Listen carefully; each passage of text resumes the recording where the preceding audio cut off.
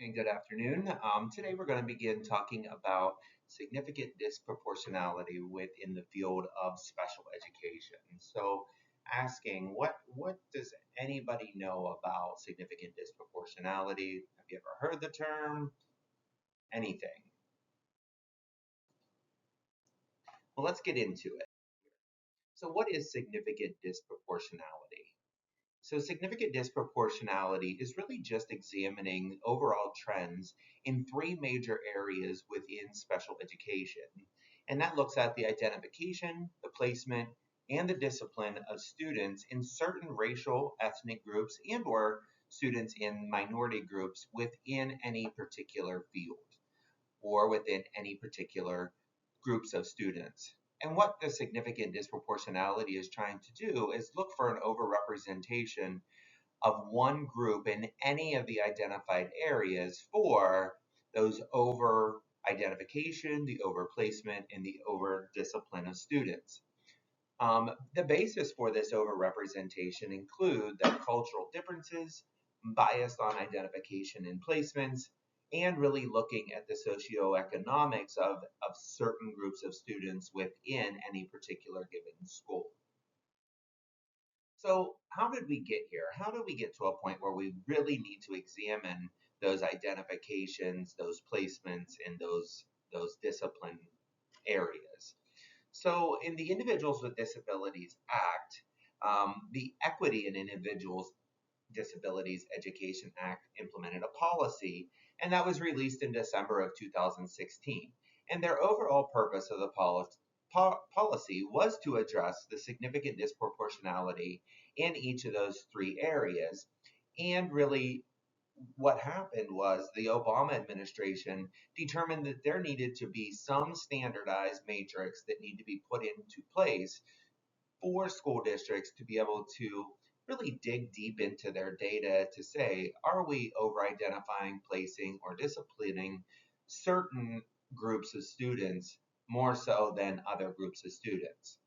And their goals of this Equity in Individuals and the Disabilities Education Act policy was used really to determine discipline for students of color.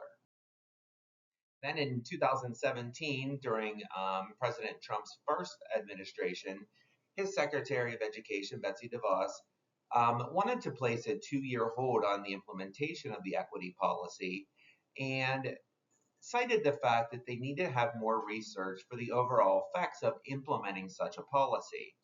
The Trump administration's fear was by implementing this type of policy, that by addressing the over identification for the students in placement and students that are um, identified and students that are disciplined, could really limit the services that students under the Individuals with Disabilities Education Act are entitled to. So they really did want to place a policy into a place that could limit a school district's ability to provide services to students whenever they are actually entitled to those services under the IDEA law. That was eventually overturned by the court system, and the Equity in the Individuals with Disabilities Education Act policy went into place. So the state impacts of this include,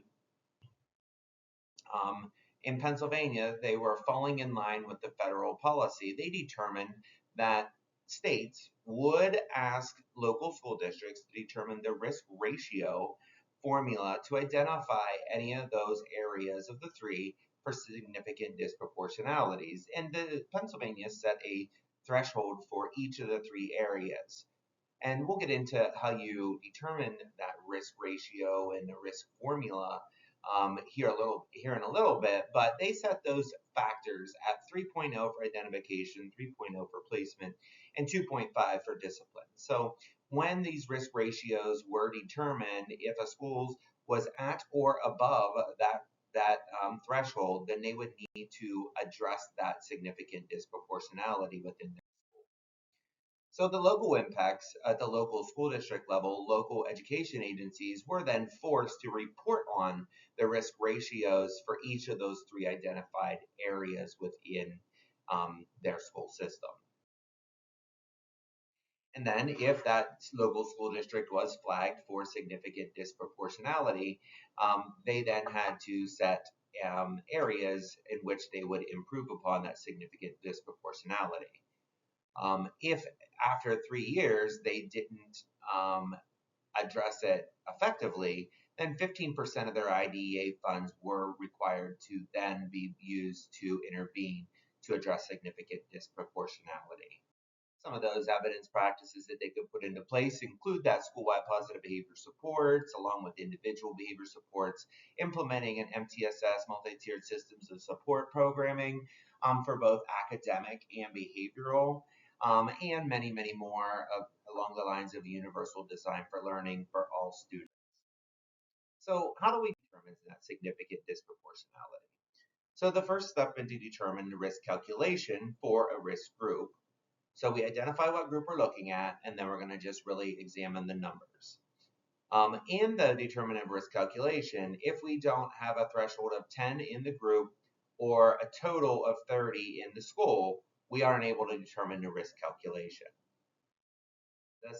So let's look at risk calculation. School A has 14 white students that are identified as special ed, and there are a total of 260 white students in the school that receive special education. So our ratio would be 14 over 260, and when calculated out, we get to a 0.05 threshold, 0.05. And remember, when we're looking at identification, that identification threshold is 3.0. So this school in particular would not be flagged for significant disproportionality under that risk calculation,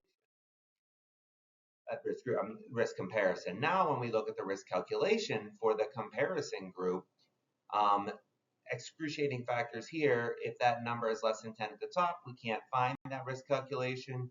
And if the denominator is less than 30, we can, but we then have to use the state data, not our localized data, to determine that risk calculation.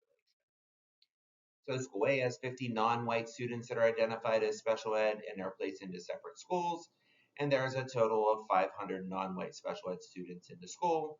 Again, 50 over 500, we have a risk threshold of 0.01. 1% of the comparison group, we would not be able to utilize the threshold. So when we take that risk group of that 0.05 over the 0.01, you can clearly see that we are still at a 0.05. In this school, a white student with disabilities is half as likely as all other race groups to be identified and placed in a separate school.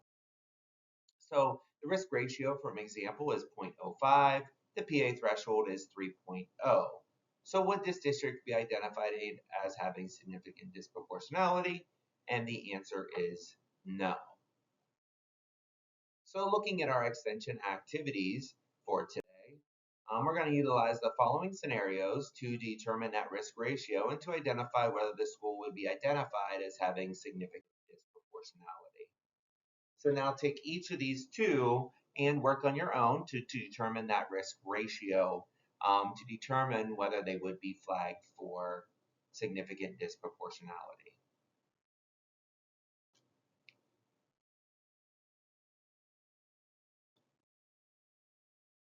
At this time, thank you for enjoying my presentation on significant disproportionality in special education.